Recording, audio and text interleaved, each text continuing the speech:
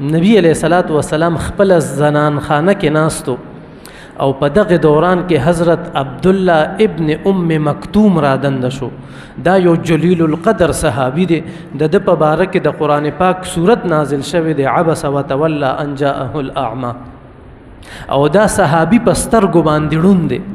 نبی علیہ الصلوۃ والسلام سره حضرت سلمہ رضی الله عنها او حضرت میمونہ رضی الله عنها دا ور سره ناسته وي.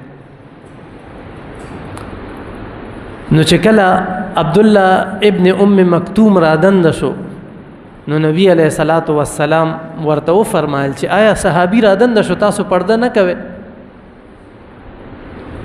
نو هغه زنانه ورته په جواب کې وی چې اے د الله رسول دی خو په سترګو باندې ړوند دی. نو نبی علیہ السلام ورته په جواب کې سو وی خبره وی افعمیاوان انتما، آیا تاسو هم پستر ګړون دی چې هغه پستر ګړون دی هغه نشي کته نو تاسو خو کته شي کنه، تاسو خو کته شي کنه. څنګه چې سړو ته حکم دی چې سترګې بخکته ساته پردې زنانه باندې با نظر نه شي، دغه شانته خزو تم حکم دی دا به پردو سړو ته نه ګوري. اوس نن سبا خلک سوې زمونږ زړونه صفا دي وزړه صفا پکار دی. زه درته یو خبره کومه، د نبی علیہ الصلوۃ والسلام نه پاک ذات په دې ټوله دنیا کې شته نشته، نه مخکې پیدا شو نه به بعد کې پیدا شي. د ازواج مطهرات نه پاک خزه پیدا بنشي تر قیامت پورې.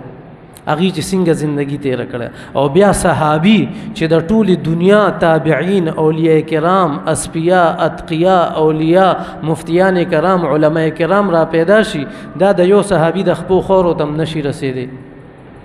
نو بیا عبدالله ابن مکتوم غونته صحابي چې بستر ګمان دړون دي ولې دا غزړه صفا نه زمونږ د زړونو صفا دي، دا غي بیبيانو زړونو صفا نه زمونږ د زړونو صفا دي چې مونږه زنانه و توایو پردو کې هغه وی نه بس زمونږ زړه صفا دي. نه دې سره چې کوم به حیايي خوريږي او سانه سړی چې کوم نه فتنه کې مبتلا کیږي او د دې سانه نقصانات دي نو ډیر زیات نقصانات دي.